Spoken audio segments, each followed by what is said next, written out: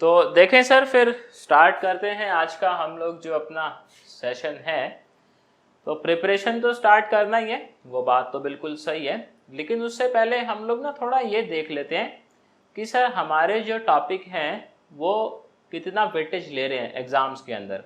तो मेरे पास कुछ डेटा है, मैं आप लोगों के सामने जो है वो डेटा रखता हूँ, और उसके बाद हम लोग समझेंगे कि सर किस टॉपिक पे नंबर निकालना ज़्यादा आसान है या किस पे एफर्ट ज़्यादा लगाने पड़ते हैं, नंबर इतने आते नहीं हैं, वो सारी बात करेंगे। अब फिलहाल थोड़ी देर के लिए माइक बंद कर लें आप लोग, जिसके भी माइक ऑन है। तो मैं कुछ आपके सामने प्रीवियस ईयर जो है डेटा रखता हूँ। पहले पेपर 1 का डेटा रखता हूँ मैं। पेपर 1 के ऊपर हम लोग डिस्कस करते हैं, उसके बाद फिर पेपर 2 का भी डिस्कस करेंगे डेटा। माइक बंद कर लें सर, ये इसका ऑन है भैया। तो पेपर 1 का देख लेते हैं। अरे रोशन भैया, हाँ विनायक जी बोलो भाई।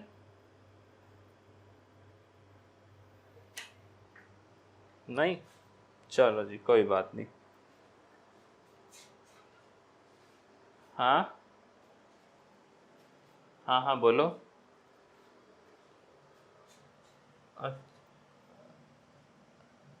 अच्छा, मैं कहा यार वो नहीं आया। हाँ,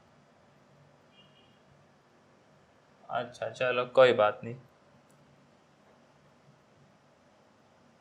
तो आप ये देखें सर, ये पेपर 1 के अपने सब्जेक्ट हैं ही, आप लोग जानते ही हो इन लोग सब्जेक्ट को जो है। तो हम देखते हैं कि क्या क्या इनका वेटेज चल रहा है और किस हिसाब से फिर हम लोग आगे का जो है अपना प्रिपरेशन करें या करना चाहिए। हाँ, कर देंगे सर।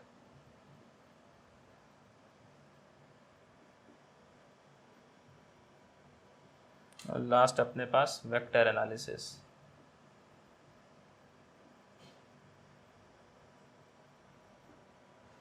तो देखिए, सबसे पहले मैं इस साल की बात कर लेता हूँ। अभी जो अपना एग्ज़ाम हुआ था 2021 वाला,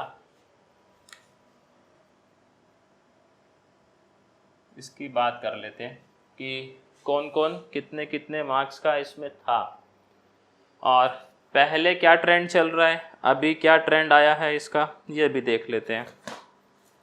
तो पेपर 1 में अगर आप देखेंगे सर, जो इस साल एग्ज़ाम हुआ था उसमें लीनियर अलजेब्रा 80 नंबर का वेटेज था, कैलकुलस 60 नंबर का था, एनालिटिक अपने पास 60 नंबर, और ओडी सर 70 नंबर।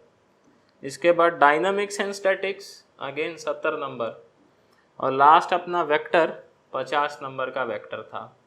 इससे 4-5 साल पहले का भी जो है वो डेटा हम लोग देख लेते हैं, तो थोड़ा उससे क्या है एक आइडिया अच्छा लग जाता है। 2020 का जो है वो डेटा है अपने पास।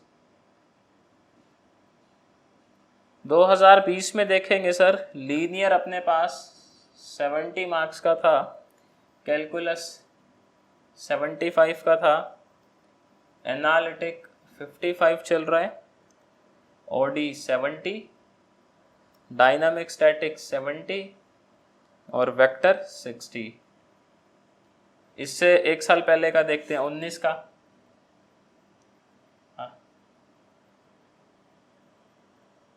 हाँ मैं भी बताता हूँ सर, उस बारे में भी बताता हूँ।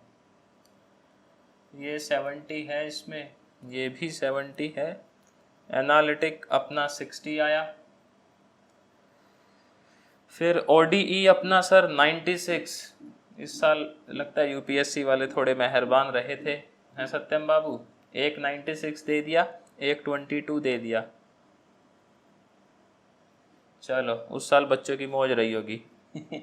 फिर 2018 का देखें सर डेटा, तो 18 वाला तो ना मतलब ये इतना ऑथेंटिक मानते नहीं हैं लोग, क्योंकि 18 वाले में आप देखोगे सर डिस्ट्रीब्यूशन बिल्कुल ही इधर उधर हो रखा है। अच्छा 19 में यार गलत लिख दिया मैं ये डेटा, 19 में था अपना 70 70 60 और फिर 70, ये 18 का डेटा था जो मैं लिख दिया इधर। 2018 में जो है मतलब बिल्कुल ही आप अभी देखेंगे तो समझ आएगा कि ये वाला जो ईयर था इसमें या तो बच्चों का बहुत बढ़िया गया होगा या बहुत बेकार गया होगा। अब जो एग्जामिनर रहे होंगे उनकी मेहरबानी, किस तरीके से बनाया। 17 में अगेन ये 70 मार्क्स, ये 60 मार्क्स है अपने पास, ये 70 मार्क्स, फिर ये 87 और 60, देन 53। और एक ईयर का और देख लेते हैं बस, 2016। तो 5 साल का डेटा हो गया ना, तो रफ आइडिया लग जाएगा अपने को अच्छा खासा कि किसको कितना सर इम्पोर्टेंस देना है। ये 45, ये 80, ये 75 और ये 30। अब आप ये देखें सर, इसमें 2018 वाला जो है मैं तो कहूँगा उसको ज़्यादा इतना कंसीडर करना मत, क्योंकि उसमें डिस्ट्रीब्यूशन सारा हिला पड़ा है। हम ये देखते हैं कि जो लीनियर अलजेब्रा है, सबसे पहले अगर आप 18 वाला हटा दो तो ये देखो सर 70 नंबर तो बहुत मतलब फेवरेट रहा है लगता है यूपीएससी का, और अभी इस साल 80 नंबर का आ गया। तो हम ऐसा मान सकते हैं कि लीनियर अलजेब्रा हमारे पास ऑलमोस्ट 75-74 के आसपास, एवरेज निकालेंगे तो सर 70 इतना ही आएगा ये। तो मान लेते हैं कि 75 के आसपास ये हमारा एग्जाम में आता है। और इसकी खास बात क्या है, लीनियर अलजेब्रा अगर आप देखेंगे सिलेबस जब हम करेंगे तो डिस्कस करेंगे उसको भी खैर डिटेल में, बट अभी मैं थोड़ा आपको एक आइडिया दे देता हूँ। लीनियर अलजेब्रा जब हम लोग करेंगे तो सर इसके अंदर 2 हिस्से हैं। पहला पार्ट वो है जिसमें आप लोग सब उस्ताद हैं, मैट्रिसेस कि मैट्रिसेस क्या है, अपना ईगन वैल्यूज क्या होती हैं, ईगन वेक्टर क्या होते हैं, वो सारा आप लोग बीटेक में या ग्रेजुएशन में पढ़े होंगे, आसान चीज़ है बिल्कुल। और इसका सेकंड पार्ट जो है सर वो कुछ कनेक्टेड है मॉडर्न अलजेब्रा से, फील्ड का कॉन्सेप्ट है। तो यहाँ पे क्या है, लीनियर अलजेब्रा में 75 अगर आ रहे हैं सर तो काफ़ी आसान होता है, यहाँ मार्क्स लाना मुश्किल नहीं है, क्योंकि इसमें आधा हिस्सा पहले ही जानते हो, बचपन से पढ़ रहे हो मैट्रिसेस, थोड़ा सा ही नया पढ़ना होता है, ज़्यादा नया पढ़ना नहीं होता है। तो ये बढ़िया है, मतलब अपने लिए बढ़िया सब्जेक्ट है। फिर आता है सर कैलकुलस। अब कैलकुलस तो आप सर जानते ही हैं, है ना, जब से छोटे थे तब से ही इंटीग्रेशन डिफरेंशिएशन कर रहे हैं। और एवरेज आप देखो जैसे 60 का अभी इस साल थोड़ा कम हो गया है, वरना 75, 70, फिर 18 में चलो ये तो फिर भी सही दिया इन्होंने, 70 का ही दिया, 17 में फिर 60 और 16 में 85। तो आप ये मान के चलो कि ये लगभग 70 मार्क्स का आएगा कैलकुलस जो है। और सर कैलकुलस पढ़ने का फ़ायदा मतलब है तो ये बिल्कुल आसान टॉपिक है। सिंपल इसमें लॉजिक है सर, सिंपल फार्मूले हैं और सिंपल ही न्यूमेरिकल आते हैं भगवान की दया से। और इसको पढ़ने का फ़ायदा एक हो रहा है, क्योंकि सर इसी से आपका एक सब्जेक्ट और कनेक्टेड है जिसका नाम क्या है, आप थोड़ा सा ले सर आइडिया। Real analysis. आप देखेंगे पेपर 2 का सब्जेक्ट है, ये इसी से बहुत ज़्यादा कनेक्टेड है, मतलब काफ़ी सारे इनके जो कॉन्सेप्ट है वो ओवरलैपिंग है। तो फ़ायदा है, इसको ढंग से पढ़ना है। एक रीज़न तो ये क्योंकि ये इसमें हम लोग लगभग आता ही है सारा, 90% हम मान के चलते हैं कि हमें ये आता है। 10% ऐसी चीज़ें जो नई सीखनी है, बाकियों को रिवाइज करना है, बस इतना ही है इसमें खेल, ज़्यादा मुश्किल नहीं है ये। तो ये भी सर अपने लिए बहुत बढ़िया है, मतलब एफर्ट देंगे इसको तो आउटकम बहुत बढ़िया देता है। देन एनालिटिक ज्योमेट्री, ये इसके देखो सर आप मार्क्स अगर डिस्ट्रीब्यूशन देखो तो कभी 60 जा रहा है, फिर 85, ये तो खैर इसको इग्नोर मारेंगे, 70 आ गया, 45 आ गया, तो आप रफली मान के चलेंगे 60 नंबर के आसपास देखने को मिलेगा। अब ये कंप्लीटली न्यू है आप लोगों के लिए, शायद से जो मैथ्स में बीएससी करे हैं शायद से पढ़े हों इसको, बाकी न्यू सब्जेक्ट है। और आप भी देखेंगे सर मोस्टली कोचिंग सेंटर जो शुरुआत करते हैं मैथ ऑप्शनल के कोर्स की, वो इसी से करते हैं। तो आप समझ जाओ ये आसान होगा या मुश्किल होगा। ऑब्वियस ही बात है सर, आसान ही रहा होगा, मुश्किल होता तो इससे शुरुआत काहे करते, नहीं भाई बच्चे भाग जाएंगे। तो इजी सब्जेक्ट है, अब इजी के साथ साथ थोड़ा सा ये दिक्कत है इसमें कि ये न्यू सब्जेक्ट है। जैसे कुछ कुछ बातें आपने पहले पढ़ी होंगी जो हमें चाहिएंगी, हम लोग रिवाइज भी करेंगे। मैं थोड़ा आपको आइडिया देता हूँ। सर स्ट्रेट लाइन पढ़ा होगा आपने, आपने प्लेन का कॉन्सेप्ट पढ़ा होगा, आपने 3 डायमेंशन में लाइन का कॉन्सेप्ट पढ़ा होगा।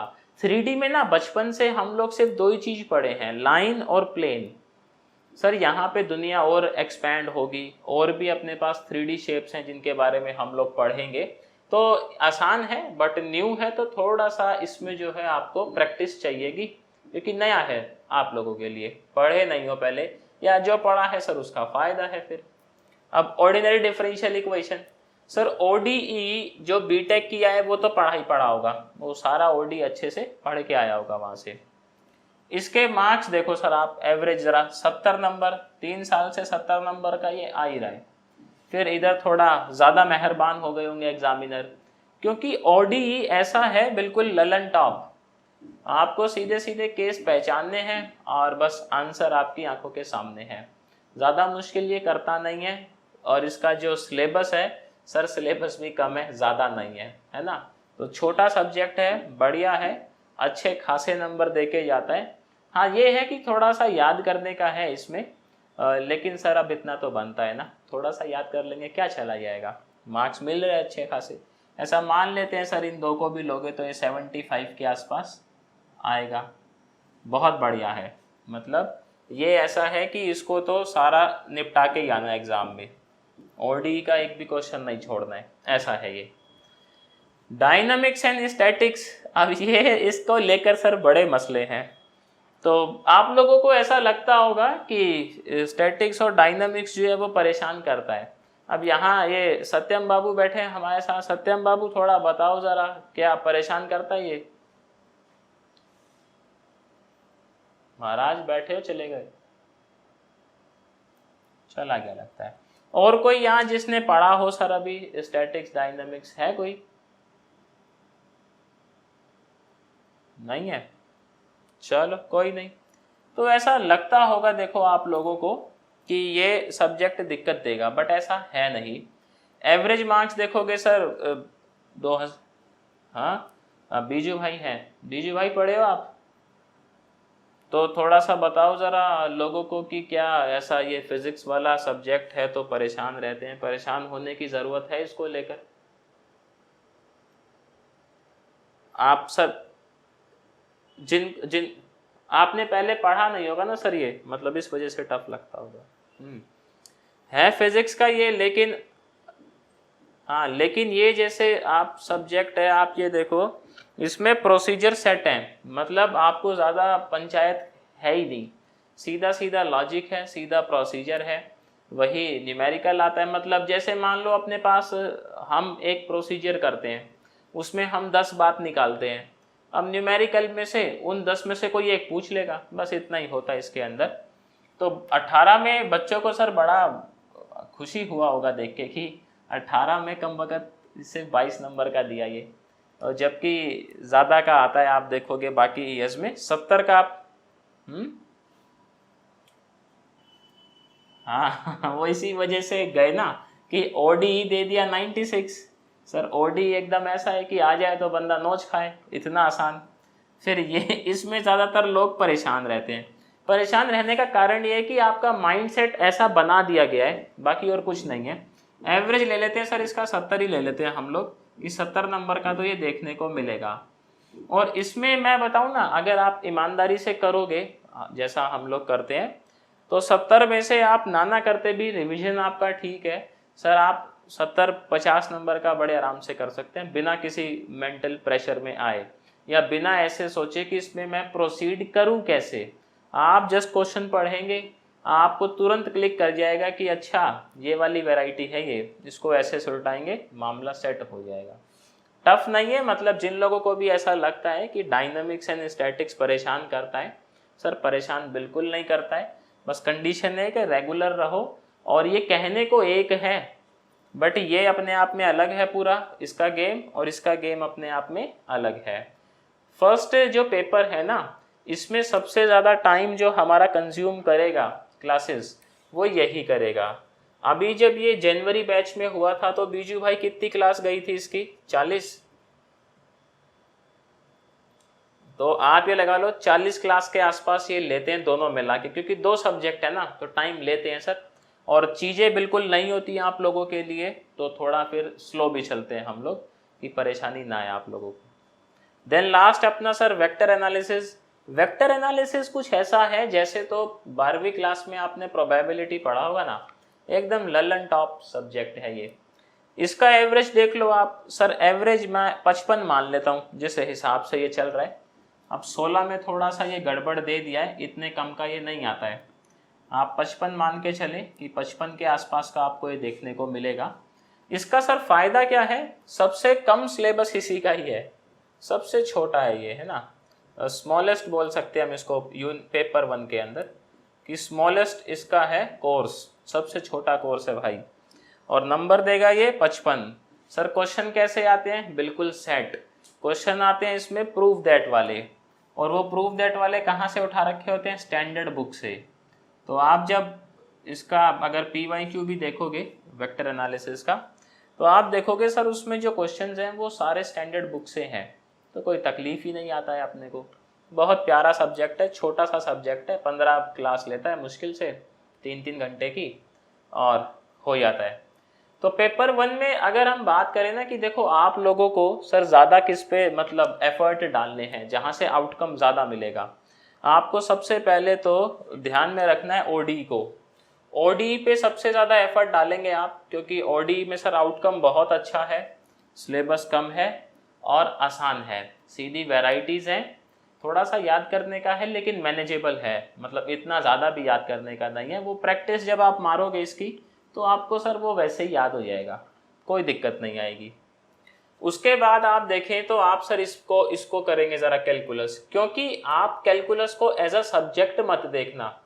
एज अ सब्जेक्ट तो चलो वो 70 मार्क्स का आ ही रहा है, अच्छी बात है, लेकिन हमारे ये बीजू भाई हैं। अब बीजू भाई आप ये बताओ, लगभग हर एक सब्जेक्ट में इन भाई साहब का इस्तेमाल होता है कि नहीं होता है? हाँ, तो कैलकुलस इस वजह से भी पढ़ना ज़रूरी है, क्योंकि कैलकुलस अगर आता रहेगा तो हमारी बहुत सारी कैलकुलेशंस आसान हो जाएंगी जो टफ वाले सब्जेक्ट हैं उनके अंदर। बाकी आसान जैसे नॉर्मल ये है स्टैटिक्स डायनामिक्स, इसमें भी सर कैलकुलस आता है, लेकिन इसमें नॉर्मल इंटीग्रेशन नॉर्मल डिफरेंशिएशन होता है जो 12वीं तक आप लोग पढ़ते ही हो, तो कोई तनाव आता नहीं है। कैलकुलस पे ज़्यादा एफर्ट डालना है पेपर 1 में। और सर लीनियर अलजेब्रा अगेन ये एडवांटेज है अपने पास, क्योंकि इसका हम लोग आधा जो है वो पहले से ही करके आते हैं बचपन से, बस उसको रिवाइज करने का नीड रहता है और थोड़ा बहुत नया सीखने का इसके अंदर, तो वो सीख लेंगे, ज़्यादा मुश्किल नहीं है, जब इतना सीख रहे हैं सर वो भी सीख ही लेंगे। तो ये पेपर 1 का जो है वो डेटा है। पेपर 1 सर आसान है, मतलब हमारे पास अभी एक है जो 2 बार मेंस लिख चुके हैं मैथ ऑप्शनल से, तो इसमें 250 में से आप ये लगा लें सर 200 ला सकते हैं, कोई दिक्कत नहीं है। 200 100 मतलब उनके जो मार्क्स रहे 2 साल में मैथ्स ऑप्शनल पेपर 1 के मार्क्स वो 180 और एक बारी 160 ऐसे मार्क्स रहे, तो मैनेजेबल है सर, बड़े आराम से 250 का पेपर आएगा, आप आराम से 200 का अटेम्प्ट कर सकते हैं अगर स्पीड अच्छा है तो। अगेन पेपर में आपके साथ जो इशू आएगा पेपर 1 में खास कर कि आपके जो क्वेश्चंस हैं आपको टफ नहीं लगेंगे, क्वेश्चंस आपके किए हुए ही रहेंगे लगभग। एक तो क्वेश्चन ऐसा हो सकता है जिसमें वैल्यू बदली हो बस, बाकी वैरायटी आपकी करी हुई रहेगी, तो कोई दिक्कत आएगी नहीं। हाँ ये है इसमें ना लेंदी है, जैसे क्वेश्चन क्या है लेंदी चाहते हैं, तो टाइमिंग का थोड़ा सा शॉर्टेज हो जाता है, तो इसमें क्या है प्रैक्टिस करोगे सर ज़्यादा तो बहुत बढ़िया रहेगा। अब इसमें स्केलिंग का लफड़ा क्या है समझो। स्केलिंग ऐसे होता है कि जैसे मान लो आपके पास सर मैथ्स ऑप्शनल है, किसी दूसरे भाई के पास मान लेते हैं सर साइकोलॉजी ऑप्शनल है, किसी पे सोशलॉजी है, तो अब डिफरेंट ऑप्शनल आ गए सब बच्चों के पास। अब किसी बच्चे के मन में ये भाव ना आए कि मेरा ऑप्शनल तो टफ था इसलिए मेरे नंबर कम आए, और दूसरे भाई का ऑप्शनल आसान था तो उसके नंबर ज़्यादा आ गए। या ऐसा भी बोल सकते हो कि भाई हमारा तो मैथ्स ऑप्शनल था, इसका सिलेबस बहुत ज़्यादा था, इस वजह से हमारे कम नंबर आए। और या आप ऐसे बोल दो कि वो तो सोशियोलॉजी से था, उसका सिलेबस बहुत कम था तो इसलिए उसके ज़्यादा अच्छे नंबर आ गए। तो इसी चीज़ का जो ध्यान है सर वो स्केलिंग से रखा जाता है कि जैसे पेपर 1 आसान है तो वो लोग भी जानते हैं जो एग्जामिनर हैं कि पेपर 1 में बच्चे अगर 200 स्कोर कर पा रहे हैं आराम से, तो वो क्या करेंगे, इसको 200 ना मान के इसको 0.9 से मल्टीप्लाई कर देंगे, तो ये सीधा सीधा आ गया 180। यानी स्केलिंग के बाद आपके नंबर कितने बन गए, 180 बन गए पेपर 1 के अंदर। और मान लो ये तब मतलब स्केलिंग का लफड़ा ज़्यादा तब होता है जब पेपर इजी होता है, कि आपका पेपर इजी आया, सर किसी दूसरे का पेपर टफ आया। एक एग्जाम्पल ले लेते हैं कि मैथ्स का पेपर 1 इजी था और फिजिक्स का जो पेपर 1 है वो टफ था बहुत ज़्यादा, ये इजी था। तो अब यहाँ पे फिजिक्स वालों को एडवांटेज रहेगी क्योंकि उनका पेपर टफ है तो उनकी स्केलिंग कम होगी।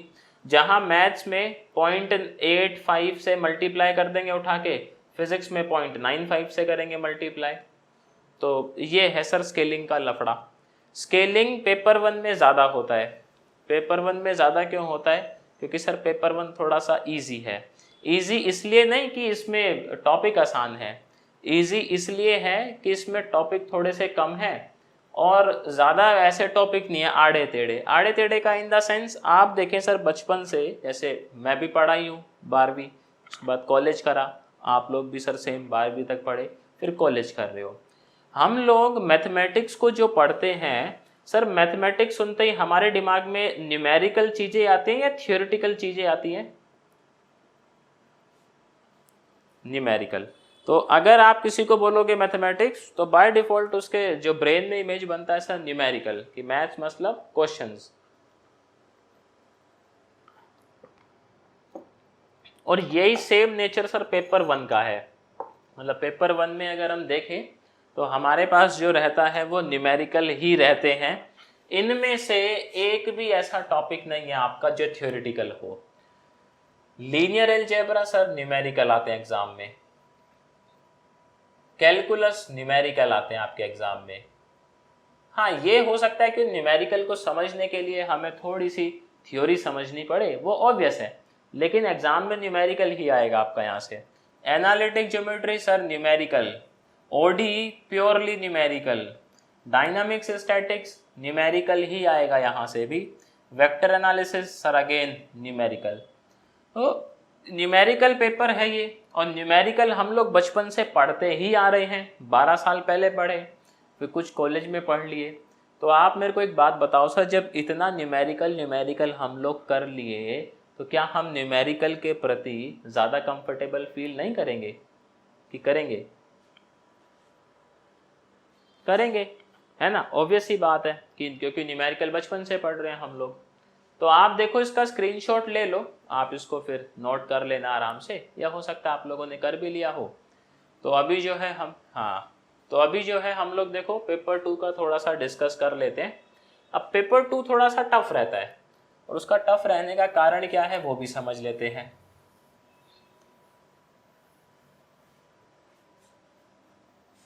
250 में से तो बहुत अच्छा है यार ये तो। हाँ,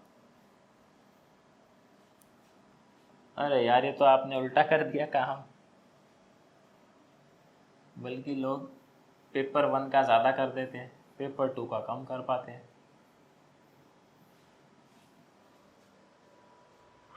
तो देखें जी, पेपर 2 के जो अपने सब्जेक्ट हैं वो सर बड़े ही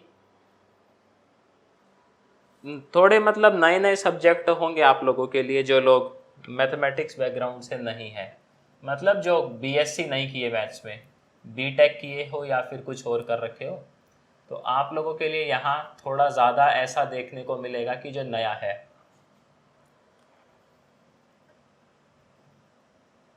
और ये जो सब्जेक्ट है ऐसा बोला जाता है कि मैथमेटिक्स का कोर है ये, मतलब हार्ट ऑफ द मैथमेटिक्स।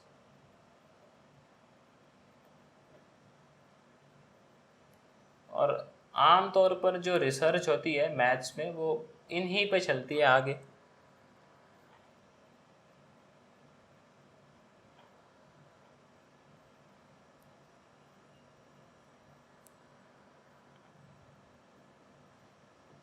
अच्छा, न्यूमेरिकल एनालिसिस का मतलब सर कंप्यूटर प्रोग्रामिंग इसमें आ गया है, आप ऐसे मत समझना कि कंप्यूटर प्रोग्रामिंग में नहीं लिखा, वो ऑलरेडी इंक्लूडेड है इसके अंदर।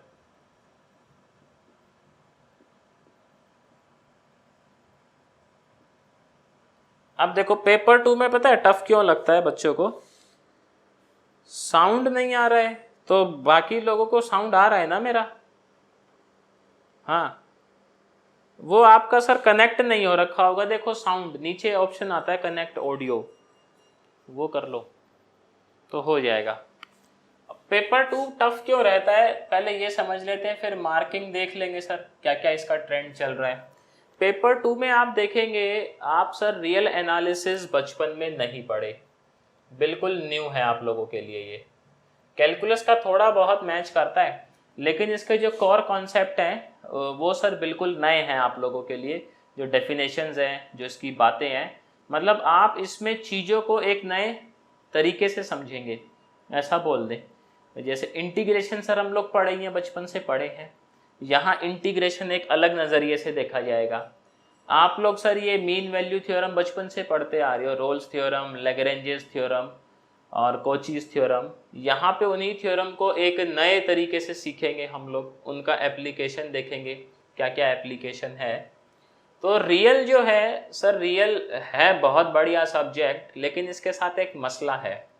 मसला ये है कि रियल में आप जब प्रीवियस ईयर उठाएंगे तो ऐसा एक साल भी आपको ऐसा नहीं मिलेगा जब यहाँ से थ्योरम प्रूफ करने को ना आई हो। तो थ्योरम यहाँ से आती ही आती है। और अब दिक्कत क्या है कि थ्योरम है इसमें बहुत ज़्यादा, आप मान के चल रहे इम्पॉर्टेंट भी हम लोग करते हैं कि जो इम्पॉर्टेंट है जहाँ से आ सकता है या जहाँ से आ चुका है, 30 के आसपास थ्योरम होंगी जिनको हम लोग प्रूफ करेंगे। अब एग्ज़ाम में ये होता है कि थ्योरम आई 15 नंबर में, उस टाइम अगर याद रह गई तो रह गई आपको, और नहीं रही तो सर नहीं रही, फिर आप ऐसे है कि हवा में तीर मारेंगे। क्योंकि थ्योरम जो प्रूफ है वो थ्योरेटिकल प्रूफ होता है, लगभग न्यूमेरिक वैल्यूज़ वहाँ यूज़ होती नहीं है। तो थोड़ा सा ये फिर इस वजह से अनकंफर्टेबल हो जाता है हमारे साथ। बाकी वैसे सर समझने में आपको ज़रा भी इसको परेशानी होगी नहीं।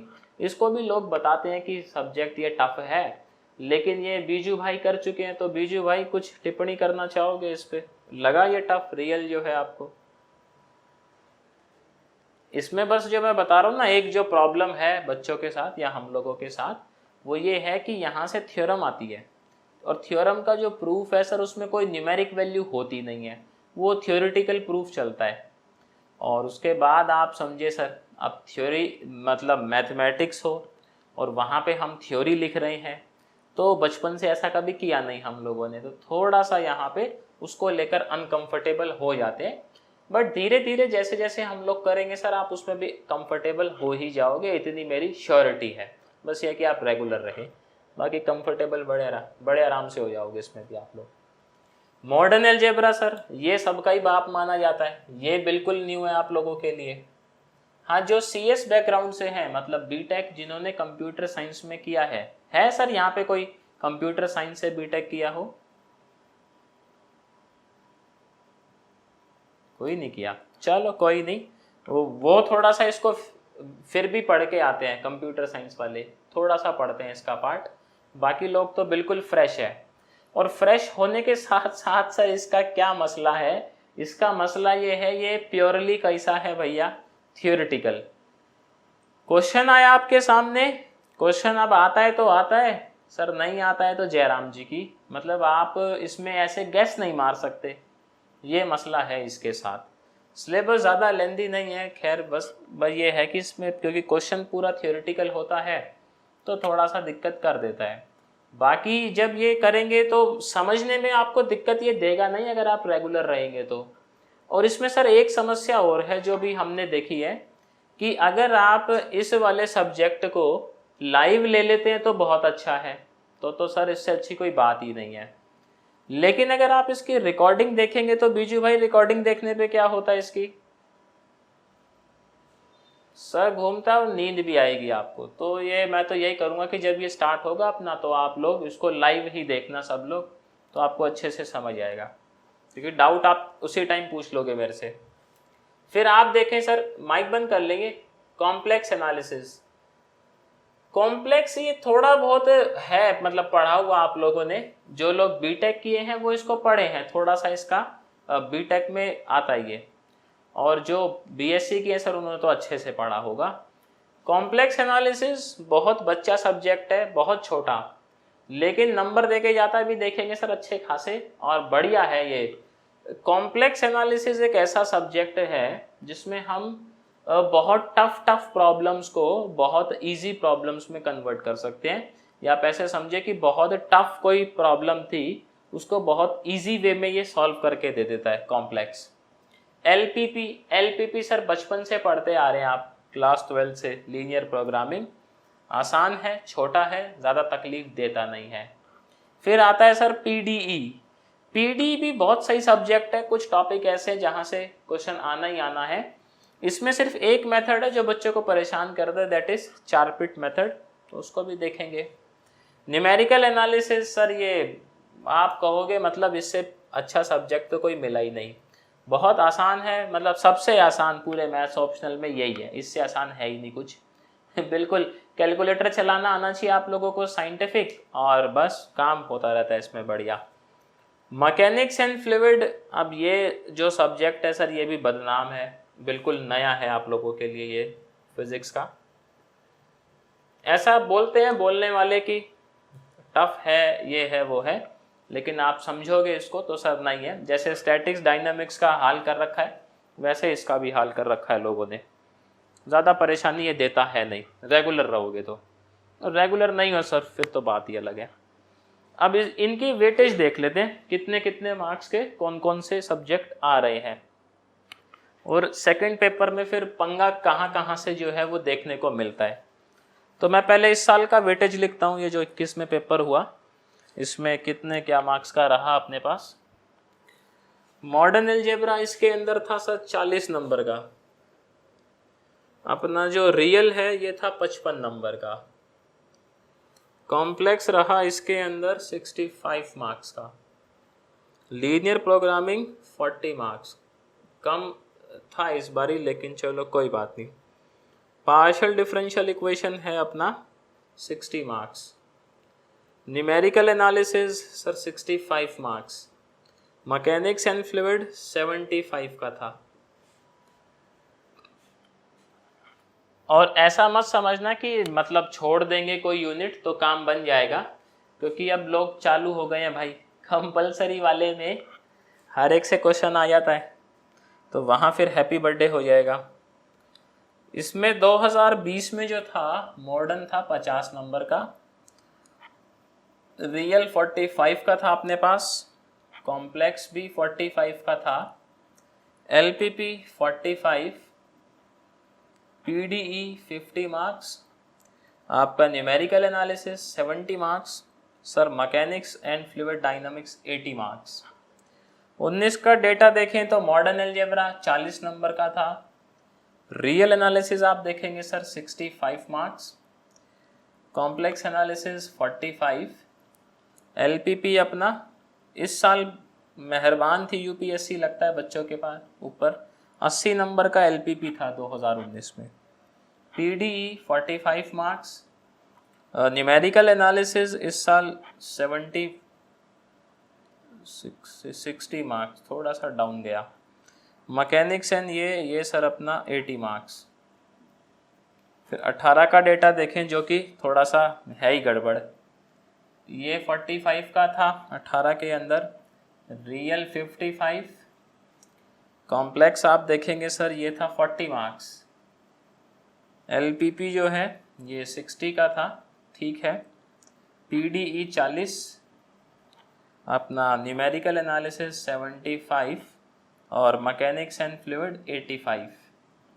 देन 2017 का देखें सर डेटा आप, मॉडर्न अगेन 45, आपका रियल 55, उसके बाद कॉम्प्लेक्स एनालिसिस 55, एलपीपी जो चल रहा है अपना 45, फिर इसके बाद ये 70, ये 70 और ये 60, थोड़ा सा डाउन गया।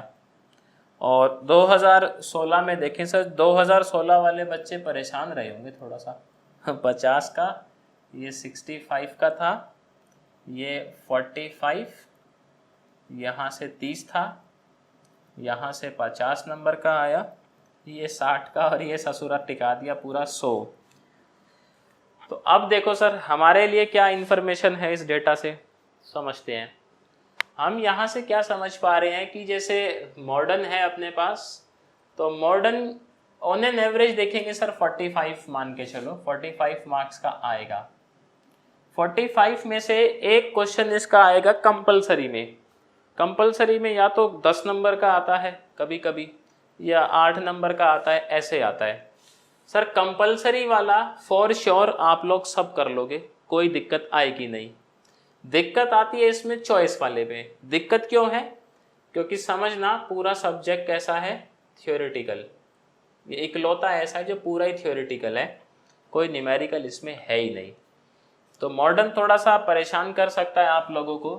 अब कुछ लोग आपको ऐसा भी सर एडवाइस करेंगे कि मॉडर्न का ये बुक पढ़ लो, वो बुक पढ़ लो, 4-5 बुक बता देंगे आपको अच्छा खासा, और 3-4 महीना आपका चला जाएगा मॉडर्न को ही पढ़ने में। समझ रहे हैं आप बात को? तो मॉडर्न को इतना नहीं पढ़ना है ज़्यादा।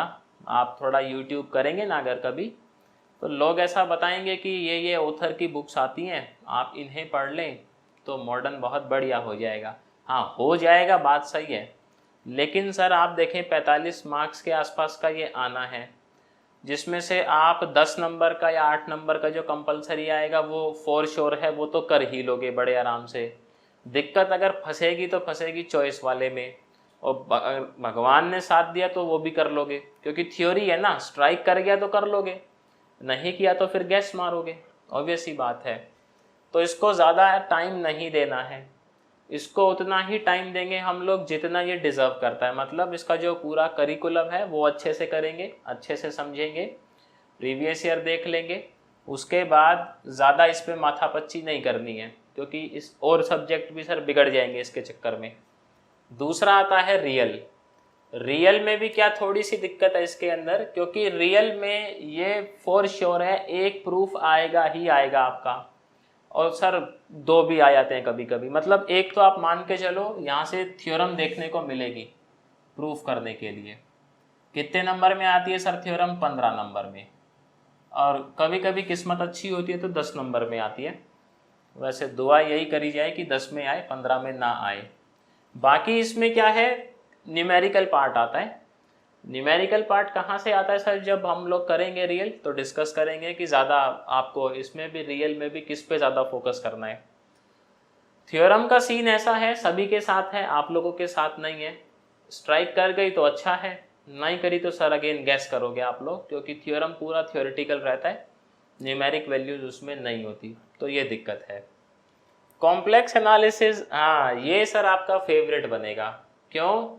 Purely numerical. इसका एवरेज देखोगे, अच्छा रियल का देखोगे तो 55 मान लो आप कि 55 के आसपास ये आएगा, जिसमें से थ्योरम हटा दो 15 नंबर का, तब भी 40 मार्क्स बचते हैं, जिसको आप बड़े इजीली कर सकते हो।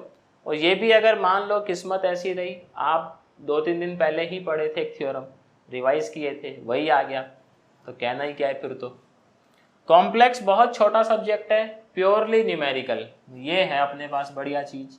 और एवरेज आप देखोगे सर कितना चल रहा है इसका, 50 मान लो, जैसा 50 के आसपास, ये प्योर न्यूमेरिकल है, तो अच्छा है हम लोगों के लिए, बढ़िया। देन अपने पास LPP सर न्यूमेरिकल, तो ये भी अच्छा है। अब इसका एवरेज देखोगे तो 19 में लगता है UPSC वाले थोड़ा सा मेहरबान हो गए होंगे पेपर 2 में, जो 80 नंबर का दे दिया, वरना 45 मान के चलो आप, ज़्यादा बेटर यही है कि 45 के आसपास ये आता है आमतौर पर, 45 के आसपास आएगा, न्यूमेरिकल है, बढ़िया है, ज़्यादा ध्यान देना इस पर। मतलब एफर्ट इस पर थोड़े से डालेंगे तो आउटकम अच्छा मिलेगा, इस पर भी थोड़े से एफर्ट डालेंगे, आउटकम अच्छा मिलेगा। PDE सिमिलर जैसे OD है वैसे यही है, इस पर ध्यान देना है भैया। आउटकम मान के चलो लगभग 50 ही मान लो इसका भी आप एवरेज। न्यूमेरिकल बढ़िया है, थोड़ा सा ध्यान देंगे सर, बढ़िया नंबर देके जाएगा।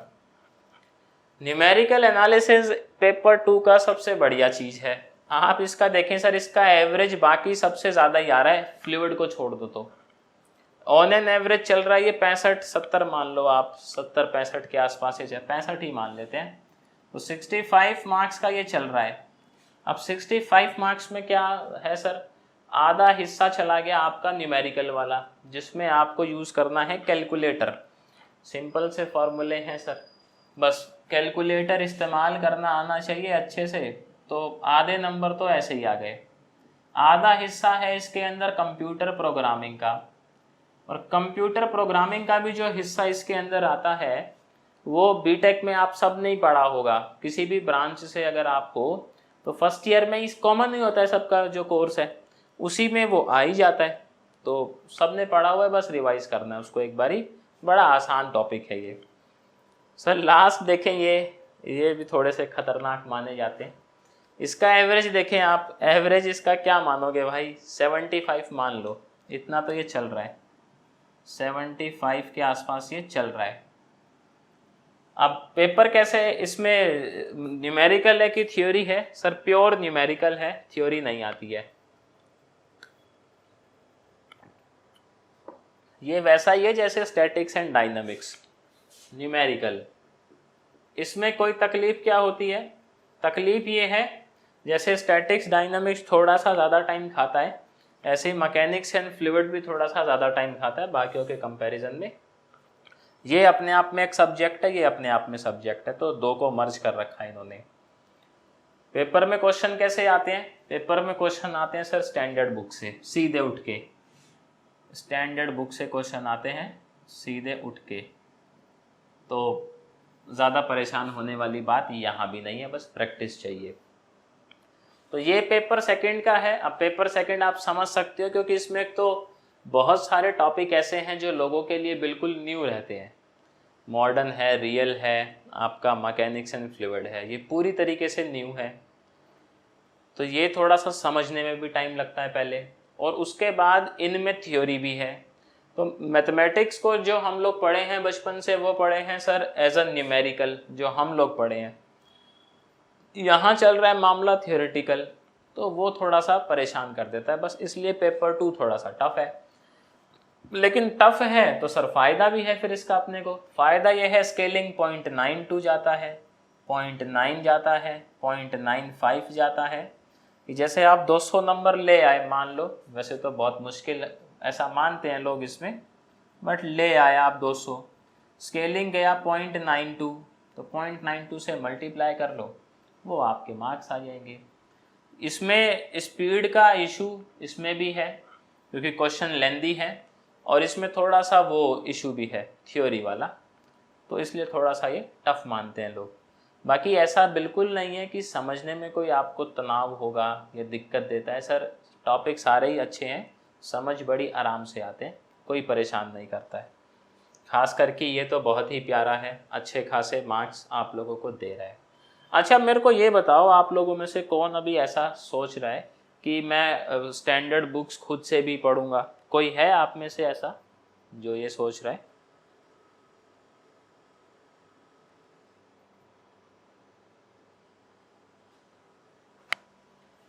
तो देखो सर स्टैंडर्ड बुक का ना हिसाब किताब ये है, थोड़ा सा मैं आप लोगों को बता दूं कि कल को कहीं आप कहो कि ऐसा नहीं बताए।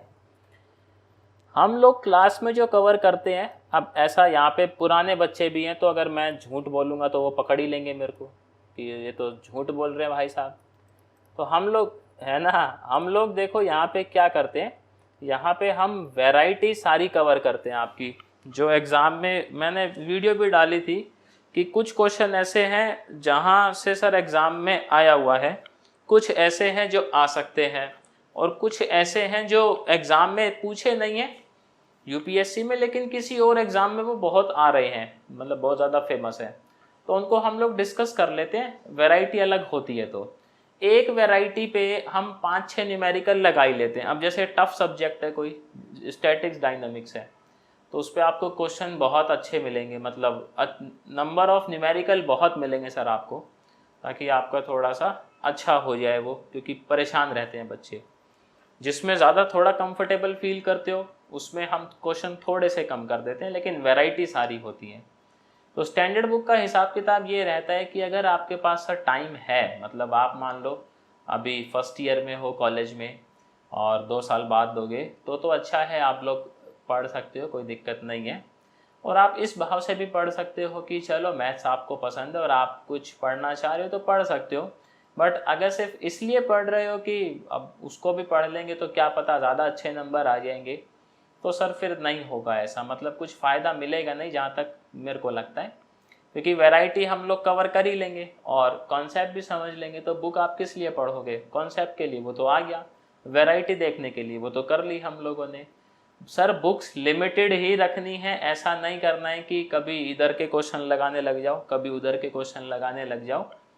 क्वेश्चन आपके लिमिटेड ही आपको प्रैक्टिस करने हैं, प्रैक्टिस ज़्यादा बार करनी है। क्वेश्चन रिपीट होते हैं, वैराइटीज़ रिपीट होती है, तो ये बढ़िया है। अब वैरायटी रिपीट ना हो तो मैथ्स लेगा कौन? सर थोड़ी घूम रहा है किसी का जो लेगा। तो ये बात है, स्टैंडर्ड बुक्स का तो ये हिसाब किताब है। आपको मैथ्स पसंद है, आप अपने बिहाफ पे पढ़ना चाहते हैं कि नहीं मेरे को तो पढ़ना ही है बुक, तो बुक ले लें, कोई दिक्कत नहीं है। लेकिन अगर आप इस भाव से बुक ले रहे हैं कि ज़्यादा अच्छा हो जाएगा अगर मैं पढ़ लूँगा तो सर कॉन्सेप्ट वही है, आप डबल डबल लगाओगे टाइम और कुछ नहीं होगा। तो ये है, इसका भी आप लोग ले लो थोड़ा सा स्क्रीनशॉट जो है, या अगर नोट कर लिया है तो बहुत ही अच्छा।